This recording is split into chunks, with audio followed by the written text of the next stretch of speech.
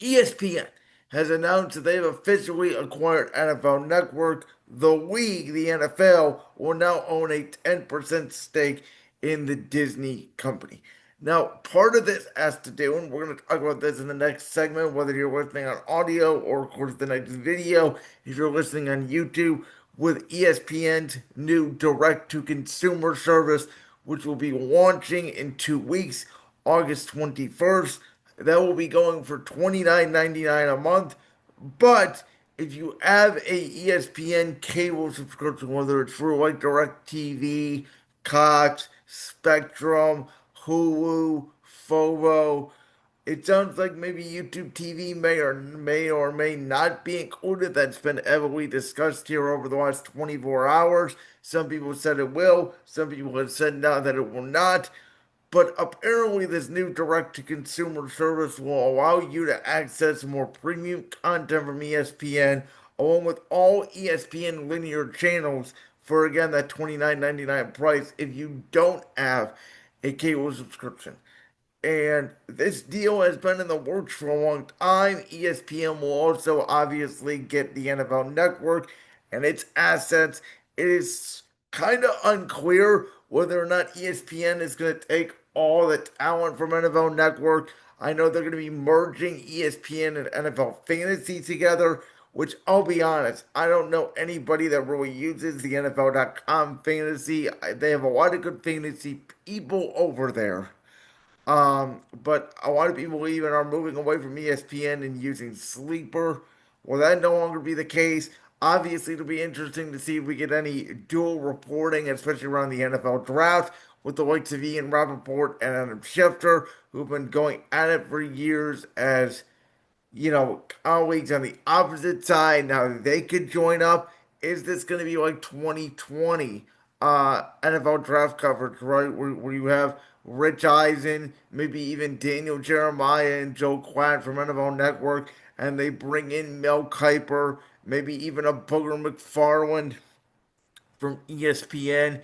ESPN's NFL draft rights have been extended until 2030, which, of course, when ESPN's deal with Monday Night Football comes up, we know that in 2 seasons, ESPN/ABC is getting back into the Super Bowl game, and ESPN's stake in the NFL is getting an even bigger piece of the pie. Now, maybe this is the reason why ESPN decided to move out baseball. Now, reportedly, Disney and MLB are coming back to the table. They may try to get a deal done. ESPN did sign a deal, we know, with the NBA. We know they're still control majority rights to the NBA Finals and a lot of NBA playoff games. But ESPN, we know, over the last, 3, 4 years have revolved around two people, Pat McAfee and Stephen A. Smith. And now ESPN has acquired inside the NBA for the NBA's new media rights deal. Now the TNT is no longer a thing, and now they are acquiring an NFL network. And there is a lot of worry that, because they put Stephen A. Smith on almost every single platform, is Stephen A. going to be integrated into inside the NBA? He has said no, but again, it's ESPN. Are they going to do a game day sort of red zone thing for college football? I mean, could Pat McAfee be a part of that? Roger Goodell has gone on and said yes. There's a lot of things here. Scott Anson has said that he will still be remaining a part of NFL Red Zone. And again, that may be true for now. But as I talked about in the past, and as a lot of people have brought up in the past, ESPN says things are going to stay the same. And outside of Pat McAfee, which again is kind of hard to put your own stamp on Pat, and Pat has called out ESPN employees, and there's been some murky waters with ESPN and Pat. Let me just say that over, what will this be now? Pat's third year over there on the platform. This will be very interesting to me to see what ESPN puts its spin on and what it doesn't put its spin on. We know that the Rich Eisen show, is going to be a part of the new ESPN direct to consumer service, which I guess is a revamped version of the ESPN Plus app. I don't know if ESPN Plus is still going to be a thing. I mean, this app is going to be called ESPN. Um, a lot of it doesn't make sense to me, but we know that the NFL has been looking to move off the NFL network for years. They eventually did cancel Total Access a couple years ago for a show called The Insiders. And quite frankly, outside of preseason games, and I guess anybody that really does watch Good Morning Football, which I thought has gone downhill the last couple of years, NFL Network again has really turned back. They've done a lot of game replays, things like that. It's really cool around the holidays when they do America's Game. They used to have a lot of cool original content. The top 10 countdown shows was really cool. Something to watch on the weekends when there was nothing on when you first woke up in the morning. But this deal has been in the making for a long time. Now, this season, I don't expect anything to change, but down the line, I do suspect some things to change. Again, whether ESPN starts implementing itself into RedZone, which I know a lot of people hope will not happen. Now, what is unclear here is, Red Zone is already a part of YouTube TV in the NFL Sunday Ticket package, and so is the Fantasy Channel. I'm assuming those are going to stay on YouTube TV, but are those going to be a part of the new ESPN direct to consumer service? Are you going to be able to get Red Zone straight on ESPN? Are you able to get the Fantasy Channel on ESPN2? It sounds like as a part of this new media rights deal, there's going to be a lot of alternate cast, which is a new thing now. Obviously, you have your main cast on ESPN, then on ABC, and even on ESPN2, you have alternate casts with either former players or former general managers or, you know, a different view of a game or whatever the case may be.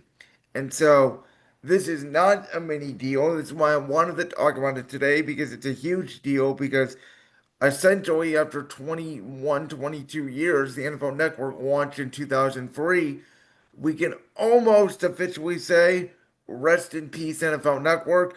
Again, it's not even clear whether or not NFL Network is going to be taken over by ESPN, whether NFL Network is still going to be a channel, whether NFL Network is going to have its exclusive draft coverage, which is run by ESPN, whether it's going to be merged. So there's a lot of unknowns here, but I think the fact that ESPN does have control of NFL Network, but that the NFL does have a 10% in the Disney related company. I don't love that, obviously, with the gambling and all that and the marketing, but I think that, ESPN employees, even those that have an opinion about the NFL, those that talk bad about the game, those that, know the NFL can be a shady business sometimes with some of the moves that they make, and obviously PR is not great sometimes around the NFL, especially when it comes to, a situation like a Deshaun Watson, a Ray Rice, even a Shador Sanders when it comes time for the draft. The NFL is all about the shield, right? And so it'll be very interesting to see if ESPN employees will be allowed to push the boundaries on that or how much they will stay away from that talk as the NFL does now own a percentage of the Disney owned network. But it's very clear ESPN is seeing the value in football. They're seeing the value in basketball, but not as much. And they are pretty much all in now on the NFL as they try to reach a new audience. They try to reach the next generation. I don't even know what they call the generation of mine after Gen Z. I think it's called like Generation Alpha. They just hired a TikTok star as well.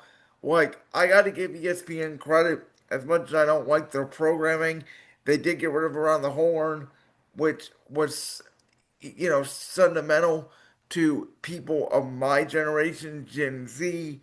Not a big fan of Get Up. You guys know I'm not a big fan of First Take and Stephen A. Smith. But this is a new era of ESPN.